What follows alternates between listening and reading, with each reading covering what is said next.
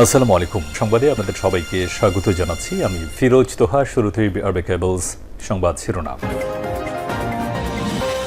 আবারও মধ্যপ্রাচ্যে ভয়াবহ তৃতীয় বিশ্বযুদ্ধ শুরু হয়ে গেছে। দখলদার ইসরায়েলি বাহিনী এবং মার্কিন যুক্তরাষ্ট্রকে কোনোভাবেই ছাড় দিচ্ছে না ইরানের ইসলামী বিপ্লবী গার্ড বাহিনীর সদস্যরা। নতুন করে মধ্যপ্রাচ্যে আবারও এক এক করে হামলা চালাতে শুরু করেছে ইরান। সংযুক্ত আরব আমিরাতকে ধসিয়ে দিচ্ছে ইরানের ইসলামী বিপ্লবী গার্ড বাহিনীর সদস্যরা। আর এরই মাঝে আমাদের হাতে এসে পৌঁছেছে যুদ্ধের সর্বশেষ গুরুত্বপূর্ণ সবথেকে তাজা আপডেট সংবাদ আপনাদের জানিয়ে দিব। প্রথমেই জানাবো, আরব আমিরাতে ড্রোন এবং ক্ষেপণাস্ত্র ছুড়ল ইরান। সংযুক্ত আরব আমিরাতকে লক্ষ্য করে নতুন করে ইরান আবারও ক্ষেপণাস্ত্র ও ড্রোন ছুড়েছে। ফলে এই আঘাতে দেশটিতে ৩ জন আহত হয়েছে। আজ ইরান থেকে এই হামলা চালানো হয়। আমিরাতের প্রতিরক্ষা মন্ত্রণালয় তথ্য নিশ্চিত করেছে। এপি নিউজের এক প্রতিবেদন থেকে এই তথ্য জানা গেছে। এরপর জানাবো, সিআইএর প্রতিবেদন অবরোধ সত্ত্বেও আরও কয়েক মাস টিকে থাকতে সক্ষম ইরান। হরমুজ প্রণালীতে যুক্তরাষ্ট্রের নৌ অবরোধ সত্ত্বেও ৩ থেকে ৪ মাস টিকে থাকতে পারবে ইরান। এরপর গভীর অর্থনৈতিক সংকটের সম্মুখীন হতে পারে দেশটি। এই সপ্তাহে মার্কিন প্রশাসনের কর্মকর্তাদের কাছে জমা দেওয়া গোয়েন্দা প্রতিবেদনে উঠে এসেছে এমন তথ্য। বিষয়টির সঙ্গে সংশ্লিষ্ট ৪ জন কর্মকর্তার বরাত দিয়ে কথা জানিয়েছে দ্য ওয়াশিংটন পোস্ট। ওই প্রতিবেদনটি তেহরানের উপর মার্কিন সামরিক ও অর্থনৈতিক চাপের কার্যকারিতা সম্পর্কে প্রেসিডেন্ট ডোনাল্ড ট্রাম্পের দাবি নিয়ে নতুন প্রশ্ন উত্থাপন করা হয়েছে। এদিকে হরমুজ সংকটের ধাক্কা সৌদি বাজেটে ২০১৮ সালের পর সর্বোচ্চ ঘাটতি। হরমুজ প্রণালী বন্ধ হয়ে যাওয়ার প্রভাব মোকাবেলা এবং আগাম ব্যয় বৃদ্ধি পাওয়ায় ২০২৬ সালের প্রথম প্রান্তিকে সৌদি আরব ১২৫.৭ বিলিয়ন রিয়াল প্রায় ৩৩.৫ বিলিয়ন ডলার বাজেট ঘাটতির মুখে পড়েছে, যা ২০১৮ সালে এই দেশটির সর্বোচ্চ ঘাটতি। একই সঙ্গে এটি গত বছরের একই সময়ের তুলনায় প্রায় দ্বিগুণ। এবারে জানাবো, ভারতের পশ্চিমবঙ্গের মুখ্যমন্ত্রী হলেন শুভেন্দু অধিকারী। পশ্চিমবঙ্গের নতুন মুখ্যমন্ত্রী হিসেবে শুভেন্দু অধিকারীর নাম আনুষ্ঠানিকভাবে ঘোষণা করা হয়েছে। কেন্দ্রীয় স্বরাষ্ট্রমন্ত্রী অমিত শাহ নির্বাচনের ফল প্রকাশের পর থেকেই বিজেপির শিবিরের মুখ্যমন্ত্রীর পদে শুভেন্দুকেই সবচেয়ে বেশি শক্তিশালী দাবিদার হিসেবে দেখা হচ্ছিল। অবশেষে শুভেন্দুর নামই ঘোষণা করেছে কুখ্যাত সন্ত্রাসী নরেন্দ্র মোদীর দল। এবং সর্বশেষ জানাবো, বাংলাদেশ খেলাফতে মজলিসের মহাসচিব বললেন, অন্যের মাথায় কাঁঠাল ভেঙে খেতে আনন্দ পায় বিএনপি। বাংলাদেশ খেলাফতে মজলিসের মহাসচিব জালাল উদ্দিন বলেছেন, বিএনপি ঝুঁকি নিতে চায় না, অন্যের মাথায় কাঁঠাল ভেঙে আনন্দ পায়। তারা যদি ৫ মে রিস্ক নিত তাহলে এত দীর্ঘদিন তারা জেল জুলুমের শিকার হতো না, আমরা হতাম না। আজ জাতীয় জাদুঘরের প্রধান মিলনায়তনে শাপলা স্মৃতি সংসদ আয়োজিত স্মারকে গ্রন্থ শহীদনামার মোড়ক উন্মোচন, তথ্যচিত্র প্রদর্শন ও পুরস্কার বিতরণী অনুষ্ঠানে তিনি এসব কথা জানিয়েছেন। প্রিয় দর্শক, এতক্ষণ শুনছিলেন সংবাদ শিরোনাম, এবারে বিস্তারিত। তবে তার আগে বন্ধুরা, অনুরোধ থাকবে এই সংবাদটিতে একটি লাইক দিন। এই চ্যানেলে আপনি নতুন হয়ে থাকলে আমাদের সংবাদটি দেখতে দেখতে চ্যানেলটি সাবস্ক্রাইব করে রাখুন। কমেন্ট করে বন্ধুরা আপনার মূল্যবান মতামত জানিয়ে দিন আপনি বিশ্বের কোন দেশ থেকে বা বাংলাদেশের কোন স্থান থেকে আমাদের সংবাদটি দেখছেন এবং শুনছেন। আর বন্ধুরা, সংবাদটি আপনার সোশ্যাল মিডিয়া ফেসবুকে শেয়ার করে বন্ধুদেরও দেখার সুযোগ করে দিন। গাজা যুদ্ধে আপনি যদি নিরীহ ফিলিস্তিনিদের ভালোবেসে থাকেন, কমেন্টে ইয়েস লিখে পুরো বিশ্বকে আমাদের এই তাজা আপডেট সংবাদটি দেখার সুযোগ করে দিন। এবারে বিস্তারিত। আরব আমিরাতে ড্রোন এবং ক্ষেপণাস্ত্র ছুড়ল ইরান। সংযুক্ত আরব আমিরাতকে লক্ষ্য করে নতুন করে ইরান আবারও ক্ষেপণাস্ত্র ও ড্রোন ছুড়েছে। এর ফলে এই আঘাতে দেশটিতে ৩ জন গুরুতরভাবে আহত হয়েছে। আজ শুক্রবার ইরান থেকে এই হামলা চালানো হয়। আমিরাতের প্রতিরক্ষা মন্ত্রণালয় তথ্য জানিয়েছে। এপি নিউজের এক প্রতিবেদনে তথ্য নিশ্চিত করা হয়েছে।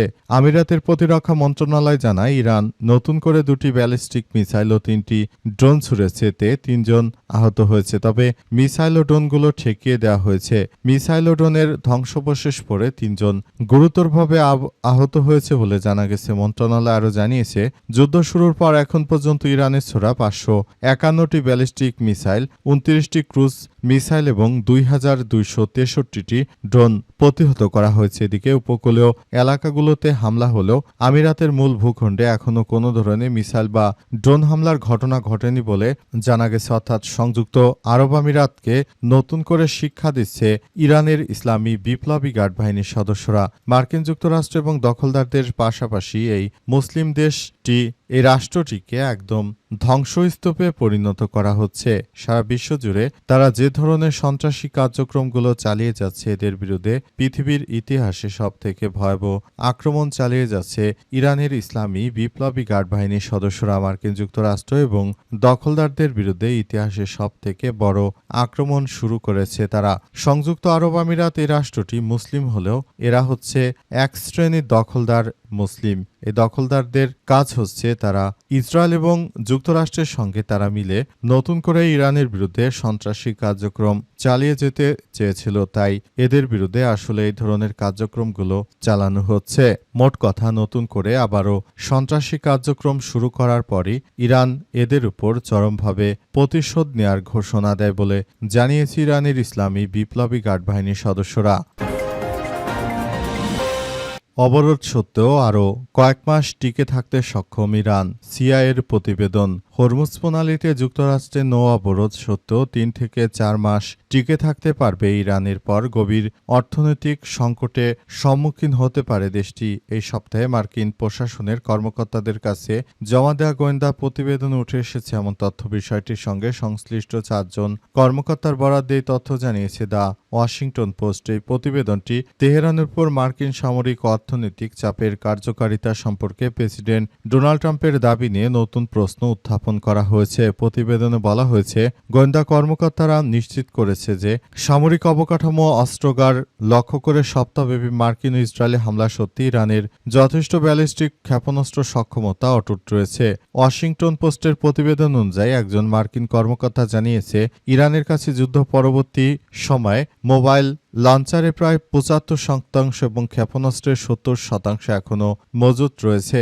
ওই কর্মকর্তা আরও জানান, এমন প্রমাণ রয়েছে যে ইরানের শাসক গোষ্ঠী তাদের প্রায় সকল ভূগর্ভস্থ অস্ত্রাগার পুনরুদ্ধার করে পুনরায় চালু করেছে। কিছু ক্ষতিগ্রস্ত ক্ষেপণাস্ত্র মেরামত, এমনকি যুদ্ধ শুরুর সময় প্রায় প্রস্তুত থাকা কিছু নতুন ক্ষেপণাস্ত্র জড়ো করতে সক্ষম হয়েছে। তবে ট্রাম্প বুধবার আবারও জানায়, তাদের ইরান ক্ষেপণাস্ত্র প্রায় নিশ্চিহ্ন হয়ে গেছে। কিন্তু মার্কিন যুক্তরাষ্ট্রের প্রেসিডেন্ট যতই মিথ্যাচার করুক না কেন, ইরানের অস্ত্রভাণ্ডার এখনও ৭০% বেশি এখন পর্যন্ত অক্ষত অবস্থায় রয়েছে এবং যুদ্ধে যতটুকু ক্ষয়ক্ষতি হয়েছিল সেগুলোর মধ্যে অনেক কিছু এখন পুষিয়ে নিয়েছে তারা। হরমুজ সংকটে ধাক্কা সৌদি বাজেটে ২০১৮ সালের পর সর্বোচ্চ ঘাটতি। হরমুজ প্রণালী বন্ধ থাকার কারণে সৌদি আরবের অর্থনীতিতে ব্যাপক ধাক্কা লেগেছে। সৌদি আরব ২০১৮ সালের পর থেকে তাদের জিডিপি শুধু বৃদ্ধি পেয়েছিল, কিন্তু এবারই আসলে হরমুজ প্রণালী আটকে দেওয়ার পর তাদের জিডিপি ঋণাত্মকের দিকে চলে যাচ্ছে বলে সৌদি আরবের অর্থ মন্ত্রণালয়ের বরাত দিয়ে নিশ্চিত করা হয়েছে। সেখানে আরও বলা হয়েছে যে সৌদি আরব চায় একটি সুন্দর পরিবেশে তারা রাষ্ট্র পরিচালনা করতে, সেজন্য তারা সব ধরনের কার্যক্রম পরিস্থিতি হাতে নিয়েছে। কিন্তু শেষ পর্যন্ত দেখা গেল যে পরিস্থিতি সবার জন্য খুবই খারাপ আকার ধারণ করেছে এবং সবার জন্য আসলে পুরো পরিস্থিতি একরকম ধ্বংসস্তূপে পরিণত হচ্ছে। পরিস্থিতি যতই জটিল আকার ধারণ করুক না কেন, দখলদারদের বিরুদ্ধে ইতিহাসের সবথেকে ভয়াবহ কার্যক্রম চালিয়ে যাওয়া হচ্ছে বলে জানানো হয়েছে এবং পুরোপুরি মধ্যপ্রাচ্য জুড়ে মার্কিন যুক্তরাষ্ট্র এবং দখলদার ইসরায়েলি বাহিনীর এই সন্ত্রাসী কার্যক্রমগুলোকে একদম ধূলিসাৎ করে দেওয়া হচ্ছে বলে নিশ্চিত করা হয়েছে বলে জানানো হয়েছে। এই পরিস্থিতিতে সবাইকে এখনই এগিয়ে যেতে হবে বলে এমন তথ্য জানা গেছে এবং সবকিছুর জন্য মার্কিন যুক্তরাষ্ট্র দখলদার ইসরায়েলি বাহিনীকে ধ্বংসস্তূপে পরিণত করার ব্যাপারে সৌদি আরবও এখন অনেক বেশি আগ্রহী, কারণ তারা জানিয়েছে যে মার্কিন যুক্তরাষ্ট্র মূলত এই সন্ত্রাসী কার্যক্রমগুলো চালিয়ে পুরো মধ্যপ্রাচ্য জুড়ে আবারও ভয়াবহ কার্যক্রম শুরু হচ্ছে এবং দখলদাররা আসলে যে কোনো প্রক্রিয়ার মধ্য দেয়া হলেও তারা এই সমস্যাগুলো মোকাবেলা করে ভয়াবহ পরিস্থিতি থেকে সারা বিশ্বকে তারা বাঁচাতে চায়। পশ্চিমবঙ্গের মুখ্যমন্ত্রী হলেন শুভেন্দু অধিকারী। পশ্চিমবঙ্গের নতুন মুখ্যমন্ত্রী হিসেবে শুভেন্দু অধিকারী তার নাম আনুষ্ঠানিকভাবে ঘোষণা করা হয়েছে। কেন্দ্রীয় স্বরাষ্ট্রমন্ত্রী অমিত শাহ নির্বাচনের ফল প্রকাশের পর থেকেই বিজেপি শিবিরের মুখ্যমন্ত্রী পদে শুভেন্দুকেই সবচেয়ে শক্তিশালী দাবিদার হিসেবে দেখা হচ্ছিল। শুক্রবার বিজেপির জয়ী 207 বিধায়কের সঙ্গে বৈঠকের পর তাকে পশ্চিমবঙ্গ বিধানসভার পরিষদীয় দলনেতা নির্বাচন করা হয়, যার ফলে রাজ্যের পরবর্তী মুখ্যমন্ত্রী হিসেবে তার শপথ আনুষ্ঠানিকভাবে প্রশস্ত হয়। শুক্রবার নিউটাউনের বিশ্ব বাংলা কনভেনশন সেন্টারে বিজেপির নবনির্বাচিত বিধায়কদের বৈঠক অনুষ্ঠিত হয়। কেন্দ্রীয় নেতৃত্বের পক্ষ থেকে এই বৈঠকে প্রধান পর্যবেক্ষকের দায়িত্বে ছিলেন অমিত শাহ এবং সহকারী পর্যবেক্ষক হিসেবে উপস্থিত ছিলেন ওড়িশার মুখ্যমন্ত্রী মোহন চরণ মাঝি। বৈঠক শেষে শাহ জানান যে পরিষদীয় দলনেতা নির্বাচনের জন্য 8টি প্রস্তাব জমা পড়েছিল। প্রতিটি প্রস্তাবেই একমাত্র নাম ছিল শুভেন্দু অধিকারীর। দ্বিতীয় কোনো নাম প্রস্তাব করার জন্য পর্যাপ্ত সময় দেওয়া হলেও আর কোনো নাম সামনে আসেনি। সেই কারণে সর্বসম্মতিক্রমে শুভেন্দুকেই পশ্চিমবঙ্গের মুখ্যমন্ত্রী হিসেবে ঘোষণা করা হয়েছে। আজ কলকাতা ব্রিগেড প্যারেড গ্রাউন্ডে নতুন সরকারের শপথ গ্রহণ অনুষ্ঠান হওয়ার কথা রয়েছে। পরিষদীয় দলনেতা নির্বাচিত হওয়ার পর শুভেন্দু অধিকারী বিধায়কদের সমর্থনপত্র নিয়ে রাজ্যপাল আর.এন. রবির কাছে সরকার গঠনের দাবি জানাবেন। যদিও রাজনৈতিক মহলে মুখ্যমন্ত্রীর পদ নিয়ে নানা আলোচনা ছিল, বিজেপির অন্দরে শুভেন্দুকেই নিয়ে আস্থা ছিল সবচেয়ে বেশি। এর পেছনে অন্যতম কারণ তিনি টানা 2বার রাজ্যের বিদায়ী মুখ্যমন্ত্রী মমতা বন্দ্যোপাধ্যায়কে সরাসরি নির্বাচনী লড়াইয়ে পরাজিত করেছেন।